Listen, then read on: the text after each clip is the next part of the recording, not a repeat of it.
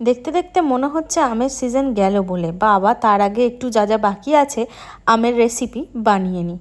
তো আজকে ভীষণই ভাইরাল একটা রেসিপি তোমাদের সঙ্গে শেয়ার করব।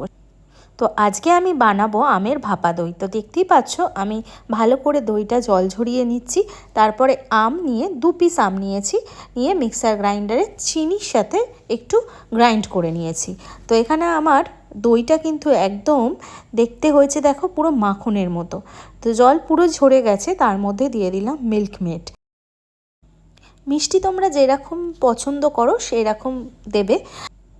এখানে আমার 400 গ্রাম মতো টক দই ছিল, আর 2টো আম, আর ওই হাফ কাপ মতো মিল্কমেড আমি দিয়েছিলাম। আর এখানে দেখো এলাচ গুঁড়ো দিয়েছি, সেটা দিয়ে ভালোভাবে ফেটিয়ে নিয়েছি।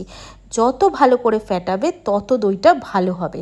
আর এখানে পাল্পটাও মিশিয়ে দিলাম, মিশিয়ে আবার ভালো করে এটাকে ফেটাতে হবে।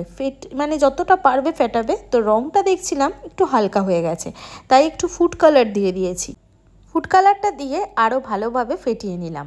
আর সঙ্গে সঙ্গে একটা কেকের আমি দেখতেই পাচ্ছ পাত্র নিয়েছি, সেটা ভালোভাবে বাটার গ্রিস করে নিয়েছি। নিয়ে এইবারে তার মধ্যে দিয়ে দিলাম পুরো ব্যাটারটা দিয়ে তোমাদের পছন্দ মতো ড্রাই ফ্রুট তোমরা দিয়ে দিতে পারো। এরপর কড়াটা একটু, মানে যে পাত্রতে তোমরা এটা ভাপাবে সেটাকে একটু প্রিহিট করে নেবে। তো আমিও একটু প্রিহিট করে নিলাম।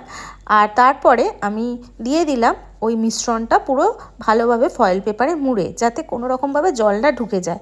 তারপরে চাপা দিয়ে একদম দেখতেই পাচ্ছ আমি সিম করে দিয়েছি। দইটা ভাপাতে দিয়ে একটু গল্প করেই নিতে পারো, মিনিট 20 মতো। নামিয়ে একটু ঠান্ডা করে দেখো আমার আমদই কিন্তু মোটামুটি রেডি হয়ে গেছে। এইবার আমি সারা রাতের জন্য এটাকে ফ্রিজে রেখে দেবো, খাবো কালকে সকালে। তোমরাও কিন্তু এটা ট্রাই করে অবশ্যই আমাকে কমেন্ট করো কেমন লাগলো খেতে।